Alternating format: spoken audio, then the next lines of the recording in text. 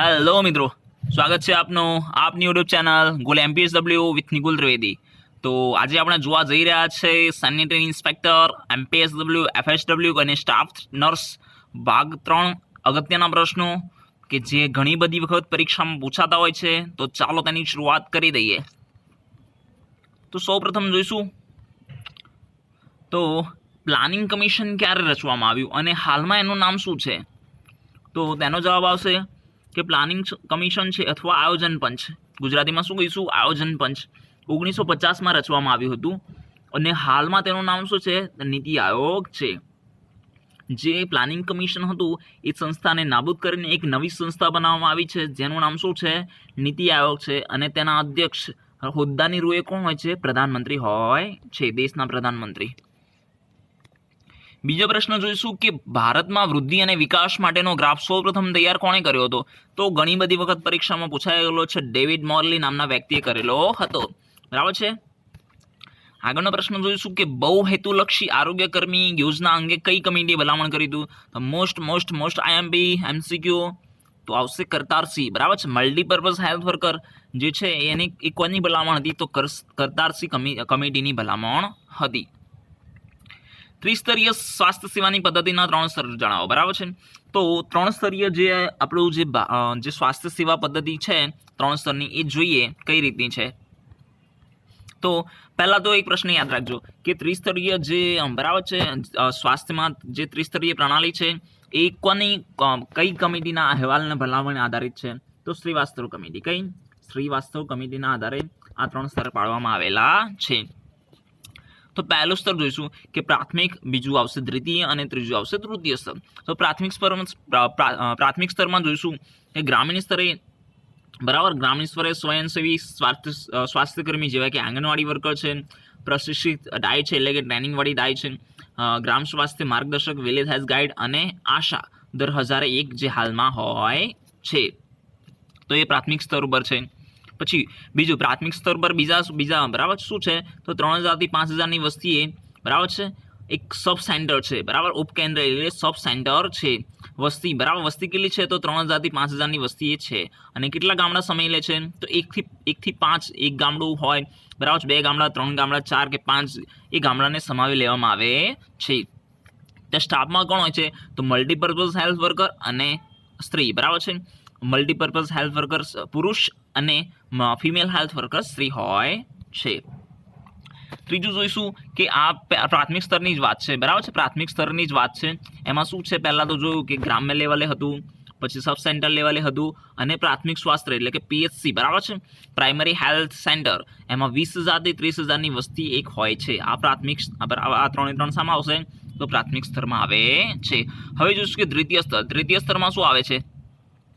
તો તાલુકા લેવલની અથવા બ્લોક સ્તર પર જે ગ્રામ્ય હોસ્પિટલ હોય છે અથવા કોટેજ હોસ્પિટલ અથવા સીએચસી, બરાબર છે, સામૂહિક સ્વાસ્થ્ય કેન્દ્ર જે હવે ફર્સ્ટ રેફરલ યુનિટ તરીકે કામ કરે છે। તમને પૂછવામાં આવે કે ફર્સ્ટ રેફરલ યુનિટ તરીકે કોણ કામ કરે છે? તો સીએચસી। શું લખશો? સીએચસી અથવા જિલ્લા હોસ્પિટલનો સમાવેશ દ્વિતીય સ્તરમાં થાય છે। હવે તૃતીય સ્તરે શું આવે છે? તો ચિકિત્સા મહાવિદ્યાલય, બરાબર, ચિકિત્સા મહાવિદ્યાલય સંલગ્ન અથવા વિશેષજ્ઞ હોસ્પિટલનો સમાવેશ થાય છે। તો આપણે જોઈ લઉં કે પ્રથમ સ્તરમાં શું છે, દ્વિતીય સ્તરમાં શું છે, તૃતીય સ્તરમાં। પાંચમો પ્રશ્ન જોઈશું, એર્ગોનોમિક્સ એટલે શું? એર્ગોનોમિક્સ એટલે કે કારીગરોને અનુરૂપ થાય તેવો વ્યવસાય, કારીગરોને અનુરૂપ થાય તેવો વ્યવસાય। છઠ્ઠો પ્રશ્ન છે, કોલસાના રસકણોથી કયો રોગ થાય છે? તો એન્થ્રેકોસિસ। કયો થાય છે? એન્થ્રેકોસિસ થાય છે। એ જ રીતે બીજા રોગો જોઈએ, સિલિકાના લીધે કયો થાય છે? તો સિલિકોસિસ થાય છે। એસ્બેસ્ટોસના લીધે એસ્બેસ્ટોસિસ અથવા ફેફસાનું કેન્સર થાય છે। લોખંડના લીધે કયો થાય છે? તો સાઇડ્રોસિસ, બરાબર, લોખંડી કયો? સાઇડ્રોસિસ। પછી શેરડીનો ભૂકો હોય તો બેગાસિસ, બરાબર છે। પછી કપાસની ધૂળ હોય છે એનાથી શું થાય છે? કયો રોગ? તો બીસીનોસિસ થાય છે। સિલિકાથી સિલિકોસિસ, એસ્બેસ્ટોસથી એસ્બેસ્ટોસિસ, લોખંડથી સાઇડ્રોસિસ, શેરડીના ભૂકાથી બેગાસોસિસ અને કપાસની ધૂળથી બીસીનોસિસ થાય છે। તંબાકુને ઇંગ્લિશમાં શું કહેવાય? ટોબેકો, તો ટોબેકોસિસ। પછી સૂકું ઘાસ છે અથવા ધાનની ધૂળ, એનાથી કયો રોગ થાય છે? તો ફાર્મસ લંગ। કયો થાય છે? ફાર્મસ લંગ, જે ખેડૂતોમાં થતા ફેફસાનો રોગ છે। તો આ ખાસ યાદ રાખજો, મોસ્ટ આઈએમપી, બરાબર છે, કોઈ પણ એક પરીક્ષામાં પ્રશ્ન આમાંથી હોય જ છે। સાતમો પ્રશ્ન છે, એમટીબી એક્ટ એટલે શું? તો એનું પૂરું નામ જણાવી દઈએ તો MTP એક્ટ એટલે કે medical termination of pregnancy act, બરાબર છે. Medical termination of pregnancy act જે સંસદ દ્વારા ક્યારે પસાર કરાયો હતો તો 1971 પસાર કર્યો હતો અને તેનો અમલ ક્યાંથી થયો તો 1 એપ્રિલ 1972 થી. તો બંને યાદ રાખજો, સંસદ દ્વારા પસારનો વર્ષ 1971 અને અમલ 1 એપ્રિલ 1972. નેક્સ્ટ પ્રશ્ન જોઈએ, કયા રાષ્ટ્રીય કાર્યક્રમમાં આયોડિનીકરણ કરવામાં આવે છે તો NIDDCP. હવે NIDDCP નું પૂરું નામ શું છે તો national iodine deficiency disorder control programme, બરાબર છે. National iodine deficiency disorder control programme. 9મો પ્રશ્ન છે કે બહુ બધી વખત પરીક્ષામાં આવેલો છે, કઈ કમિટી દ્વારા સંકલિત અથવા એકીકૃત પ્રાથમિક સ્વાસ્થ્ય સંભાળની ભલામણ કરવામાં આવી હતી તો બોર કમિટી. કઈ બોર કમિટી, બરાબર છે, બોર કમિટી છે જેના દ્વારા પ્રાથમિક સ્વાસ્થ્ય સંભાળની અંગે ભલામણ કરવામાં આવી હતી. જ્યારે બાળક મૃત હાલતમાં જન્મે ત્યારે તેને શું કહેવામાં આવે છે તો સ્ટીલ બર્થ. શું કહેવામાં આવે છે? સ્ટીલ બર્થ કહેવામાં આવે છે. ઓકે, આગળ જોઈએ, BNHRA કઈ સાલથી આવ્યો, બરાબર છે. BNHRA આપણને નવો લાગશે પણ આપણે જાણીતો જ છે, તે 1949માંથી આવ્યો તો તેનું પૂરું નામ શું છે? B for Bombay, N for nursing, H for home, R for registration અને A ફોર એક્ટ. તો Bombay nursing home registration act 1949માં આવેલો છે. RTI નો કાયદો ક્યારથી આવ્યો તો 15મી June 2005, right to information act, જેને શું કહે છે? Right to information act 15 June 2005 અથવા 2005. ભારતમાં કઈ સાલથી પ્રથમ વસ્તી ગણતરી થઈ તો 1881. ક્યાંથી થઈ? 1881માંથી થઈ. 14મો પ્રશ્ન છે, પાણીમાં રહેલ ક્લોરીનનું પ્રમાણ જાણવા માટેના સાધનને શું કહે છે તો પાણીમાં રહેલું ક્લોરીનનું પ્રમાણ જાણવું હોય તો કયું સાધન વપરાય છે તો ક્લોરોસ્કોપ વપરાય છે. શું વપરાય છે તો ક્લોરોસ્કોપ નામનું સાધન વપરાય છે, બરાબર છે. આગળનો પ્રશ્ન જોઈશું 15મો, PCPNDT એક્ટ કાયદો કઈ સાલથી અમલમાં આવ્યો તો 1994થી. ક્યારથી આવ્યો તો 1994માંથી આવ્યો હતો, બરાબર છે. ક્યારથી શરૂ થયો તો 1994માંથી. પછી તમને PCPNDT નું પૂરું નામ પૂછાય તો શું લખશો તો PC એટલે પ્રી કન્સેપ્શન, બરાબર છે. અને PNDT એટલે શું? પ્રીનેટલ ડાયગ્નોસ્ટિક ટેકનિક એક્ટ, બરાબર છે. P ફોર પ્રીનેટ, પછી N ફોર નેટલ અને D ફોર ડાયગ્નોસ્ટિક અને T ફોર ટેકનિક. ઓકે, તો pre conception prenatal diagnostic technique act. કઈ સમિતિ દ્વારા શહેરી આરોગ્ય કેન્દ્ર ઉભા કરવાનું તો જ્યારે શહેરી આરોગ્ય પૂછે, બરાબર છે, તો કૃષ્ણન સમિતિ આવશે. શું આવશે? અને તમને પ્રાથમિક દેખરેખ સંભાળ પૂછે તો કઈ આવશે? આપણે ઉપર પ્રમાણે જોયું તો બોર કમિટી. કઈ છે? બોર કમિટી. નેક્સ્ટ ક્વેશ્ચન જોઈશું કે સામાન્ય રીતે સગર્ભાવસ્થાના અંદાજિત દિવસો કેટલા હોય છે તો 280, બરાબર છે, 280 દિવસ જેટલા હોય છે સામાન્ય રીતે. પછી પ્રશ્ન પૂછવામાં આવે ગ્રામસભા શાની બનેલી હોય છે તો પંચાયતી રાજના ઘણા બધા પ્રશ્નો પૂછાતા હોય છે. તો ગામમાં વસતા લોકો જેમની ઉંમર 18 વર્ષથી, બરાબર છે, ગામમાં વસતા લોકો એવા કે એમની ઉંમર કેવી છે 18 વર્ષ પૂરા થઈ ગયા છે અને તેમને શું મળેલો છે? મતાધિકાર પ્રાપ્ત થયેલો છે એવા નાગરિકોનો સમૂહ એટલે કે ગ્રામસભા. ઓકે, ગ્રામસભા. નેક્સ્ટ ક્વેશ્ચન જોઈએ 19 નંબરનો, ગર્ભ નિરોધક પદ્ધતિ એટલે શું, બરાબર છે, અથવા એની, બરાબર છે. તો એના માટે એક ડિસ્ક્રિપ્શનમાં મેં લિંક આપેલી છે, એ વિડીયો જોઈ લેવો. તેમાં એક જ ટેબલમાં બધું જ ભણાવેલ છે, બરાબર છે, એકદમ શોર્ટકટ રીતે. અને ગર્ભ નિરોધક પદ્ધતિ બહુ લાંબો ટોપિક છે એટલે એનો અલગથી વિડીયો બનાવેલ છે. 20મા નંબરનો પ્રશ્ન, મોટા વિભાજકનું વર્ષ એટલે કહું તો 1921. યાદ રાખજો, 1921ને શું કહેવામાં આવે છે તો મોટા વિભાજકનું વર્ષ કહેવામાં આવે છે. પછી 21મો પ્રશ્ન છે, વાઇટલ ઇવેન્ટ કઈ કઈ છે તો જન્મ અને મૃત્યુ છે એ વાઇટલ ઇવેન્ટ ગણવામાં આવે છે. 22મો પ્રશ્ન, અલ્મા આટા ઘોષણાનું વર્ષ. અલ્મા આટા ઘોષણા ક્યારે થઈ તો સપ્ટેમ્બર 1978. અને ક્યાં યોજાઈ હતી તો ત્યારે સોવિયત યુનિયન હતું, બરાબર, સોવિયત સંઘ, USSR, બરાબર છે. અને તેમાં એક, બરાબર છે, જે નારો હતો એ કયો હતો? Health for all. શું હતું? હેલ્થ ફોર ઓલ હતું. આગળનો પ્રશ્ન જોઈશું કે પલ્સ પોલિયો કાર્યક્રમની શરૂઆત ક્યારે થઈ તો એ પ્રશ્નનો જવાબ મેં ખાલી રાખ્યો છે, જેનો આન્સર તમારે આપવાનો છે કમેન્ટ બોક્સમાં. પ્રશ્ન નંબર 24 કે વિશ્વત્રી કાર્યક્રમ ક્યારે આવ્યો, બરાબર છે, તો 1975માં આવ્યો. ક્યારે આવ્યો? 1975માં આવ્યો હતો. પછી બીજું તમને નેશનલ એઇડ્સ કંટ્રોલ પ્રોગ્રામ ક્યારે આવેલો છે તો નેશનલ એઇડ્સ કંટ્રોલ પ્રોગ્રામ 1987માં આવ્યો હતો. ઘણી બધી વખત પ્રશ્ન પૂછાઈ ગયેલા છે. વિશ્વત્રી કાર્યક્રમ 1975, national AIDS control programme 1987. Okay, EPI ક્યારે આવ્યો તો EPI અને UIP જોડે જોઈ લઈશું. EPI શું છે તો EPI એટલે expanded programme of immunisation. Expanded programme of immunisation ઘણી વખત ફૂલ ફોર્મ પૂછાતું હોય છે એનું. અને ક્યારે આવ્યો તો 1978માં આવેલો હતો. ત્યારબાદ ત્યારબાદ પછી કયો આવ્યો તો યુઆઈપી એટલે યુનિવર્સલ ઇમ્યુનાઇઝેશન પ્રોગ્રામ, જે 1985માં આવેલો હતો. 1978માં કયો હતો EPI expanded programme of immunization, અને 1985માં કયો આવ્યો EIP universal immunization programme. Okay. ટીબીમાં વપરાતી કઈ દવાની આડઅસરથી દ્રષ્ટિ નબળી પડી શકે છે તો ઇથામ્બ્યુટલ બરાબર છે. તો એની આડઅસર એ છે કે આપણી દ્રષ્ટિ શું થઈ શકે તો નબળી પડી શકે છે. પછી એનો પ્રશ્ન છે ટીબીમાં વપરાતી કઈ દવાની આડઅસરથી તમને કેસરી રંગનો અથવા બરાબર છે લાલ રંગનો પેશાબ આવી શકે છે તો રિફામ્પિસિન. કઈ દવાથી રિફામ્પિસિન બરાબર છે. આગળનો પ્રશ્ન જોઈએ. યુનિસેફનું મુખ્ય કાર્યાલય ક્યાં આવેલું છે તો ન્યુયોર્ક. તો ઘણી બધી વખત પરીક્ષામાં જે વર્લ્ડ લેવલની સંસ્થાઓ હોય છે, વિશ્વ સંસ્થાઓ, એના હેડક્વાર્ટર પૂછાતા હોય છે, એના ફૂલ ફોર્મ બી પૂછાતા હોય છે. તો જોઈ લઈએ. તો WHO હેડક્વાર્ટર ક્યાં આવેલું છે તો WHO નું હેડક્વાર્ટર જીનીવા સ્વિટ્ઝરલેન્ડ ખાતે આવેલું છે. WHO નું તમને એવું પૂછવામાં આવે કે WHO ના જે બરાબર છે રિજિયોનલ પાછા હેડક્વાર્ટર હોય છે રિજિયોનલ, તો એમાં સાઉથ ઈસ્ટ એશિયાનું ક્યાં આવેલું છે તો આપણા ભારત દેશમાં નવી દિલ્હીમાં આવેલું છે. સાઉથ ઈસ્ટ એશિયાનું બરાબર છે હેડક્વાર્ટર છે રિજિયોનલ, એ ક્યાં આવેલું છે તો નવી દિલ્હીમાં આવેલું છે.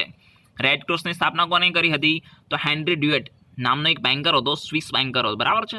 એ બેન્કર હતો એના દ્વારા કરવામાં આવેલી હતી રેડ ક્રોસ જે અત્યારે હાલ. પછી વિશ્વ બેંકની સ્થાપના ક્યારે તો 1944. વિશ્વ બેંકની સ્થાપના કઈ 1944. પછી કેર નામની એક સંસ્થા છે, એનું પૂરું નામ શું છે તો કેર નામની સંસ્થા C4 બરાબર છે cooperative for assistance and relief everywhere. ફરીથી કેરનું પૂરું નામ શું છે cooperative for assistant and relief everywhere. Okay.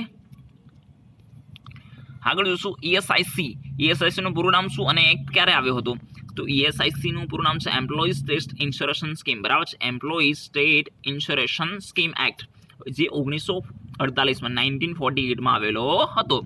આગળનો પ્રશ્ન જોઈશું કે એપિડેમિક ડિઝીઝ એક્ટ ક્યારે આવેલો તો બરાબર છે અત્યારે હાલ કોરોના ચાલે છે અને અત્યારે હાલ આ કાયદો લાગુ જ છે બરાબર છે. અત્યારે હાલમાં જોઈએ તો એપિડેમિક ડિઝીઝ એક્ટ લાગુ પડે છે, જે 1897માં તેનું ઇમ્પ્લિમેન્ટેશન કરવામાં આવ્યું હતું બરાબર છે. ઇમ્પ્લિમેન્ટેશન કરવામાં આવ્યું હતું.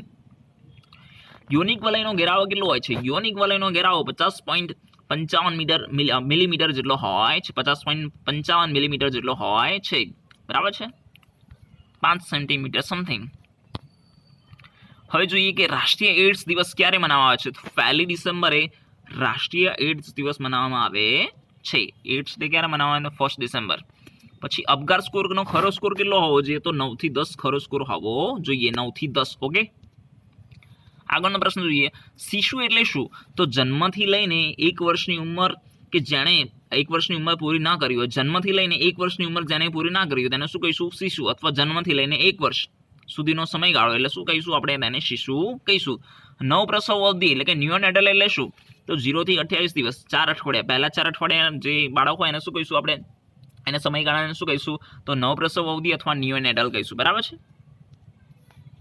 આગળનો પ્રશ્ન જોઈએ વિસ્તરણ કરો એટલે કે ઘણા બધા ફૂલ ફોર્મ તમને પૂછાતા હોય પરીક્ષામાં, તો એક સાથે જ મેં લઈ લીધા છે બરાબર છે જેથી તમને કન્ફ્યુઝન ના થાય. તો આ બંનેમાં ખાસ ધ્યાન રાખજો. આ બંનેમાં HFA એટલે હેલ્થ ફોર ઓલ અને HAF એટલે home available food. Health for all અને હોમ અવેલેબલ ફૂડ બંનેમાં ફરક છે. ઓકે. PHC એટલે આગળ જણાવ્યું પ્રાઇમરી હેલ્થ સેન્ટર. ઓકે. તો યાદ રહી જશે health for all, home available food અને પ્રાઇમરી હેલ્થ સેન્ટર. એ જ રીતે CHC હોય છે તો કમ્યુનિટી હેલ્થ સેન્ટર. અને આશાનું ફૂલ ફોર્મ ઘણી બધી વખત પરીક્ષામાં આવી ગયેલું છે તો ધ્યાન રાખજો કે એક્રેડિટેડ સોશિયલ હેલ્થ એક્ટિવિસ્ટ બરાબર છે આશાનું પૂરું નામ છે. ટીબી એટલે શું તો પ્રશિક્ષિત દાય ધ ટ્રેડિશનલ બર્થ અટેન્ડન્ટ બરાબર છે. ટ્રેડિશનલ બર્થ અટેન્ડન્ટ જે બરાબર પ્રશિક્ષિત દાય જેને તાલીમ આપેલી હોય છે તેવી દાયને કહેવામાં આવે છે. EWW એટલે શું આંગણવાડી વર્કર. પછી DGHS એટલે director general of health services. જે DGHS નું પૂરું નામ છે. ANC for antenatal care. IMR for IMR એટલે શું તો ઇન્ફન્ટ મોર્ટાલિટી રેટ બરાબર. શું આવશે ઇન્ફન્ટ મોર્ટાલિટી રેટ. CSSM આ મોસ્ટ IMP છે યાદ રાખજો, child survival and safe motherhood programme છે. આગળનો પ્રશ્ન જોઈશું કે ગોબી તો ઘણી બધી વખત પરીક્ષામાં આવેલું છે ગોબીનું પૂરું નામ તો જોઈ લઈએ. G for growth and development monitoring, O for oral rehydration therapy, B for breast feeding અને I for immunisation. G for growth and development monitoring, O for oral rehydration therapy એટલે કે ORS, ફોર બ્રેસ્ટ ફીડિંગ એટલે કે શું કહેવાય breast feeding એટલે આપણે જે બ્રેસ્ટ ફીડિંગ કરતા હોઈએ છીએ બરાબર સ્તનપાન અને આઈ four immunisation okay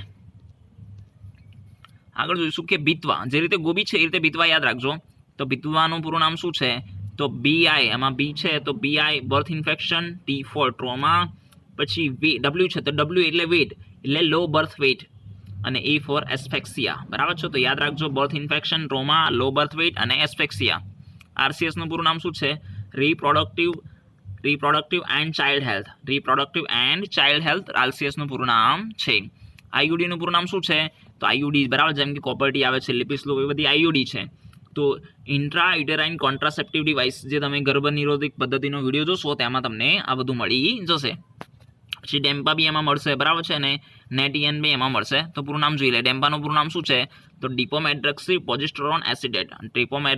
progesterone acetate નેટિયનનું પૂરું નામ શું છે નેટિયનનું પૂરું નામ તો નોર એથિસ્ટેરોન અને એનાન્થેટ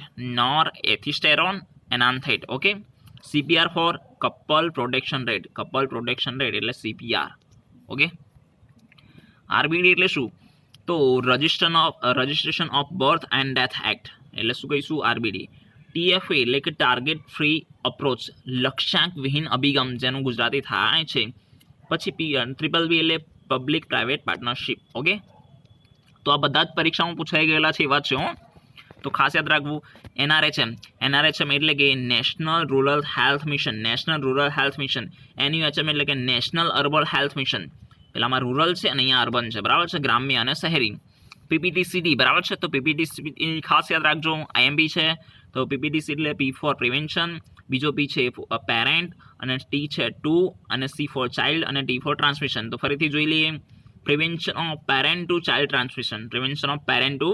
ટ્રાન્સમિશન એને PPTCD કહેવામાં આવે છે પછી કે બીજું ખાસ યાદ રાખજો કે ઘણી બધી સમિતિ પૂછાતી હોય છે બરાબર છે આ સમિતિ કઈ પેલી સમિતિનું વર્ષ જણાવો એની ભલામણ જણાવો તો એના માટે એક શોર્ટ ટ્રીક મેં બનાવેલી છે અને એનો વિડીયો છે ને મેં જે ડિસ્ક્રિપ્શન છે એની લિંક બરાબર છે ડિસ્ક્રિપ્શન છે એની અંદર એની લિંક આપી દીધેલી છે તો જોઈ લેવો બરાબર છે અને આવા વિડીયો આવતા રહેશે લાઈક કરો શેર કરો સબસ્ક્રાઈબ કરો અને ખુશ થાઓ એક્ઝામ ક્રેક કરો એવી શુભેચ્છા થેન્ક યુ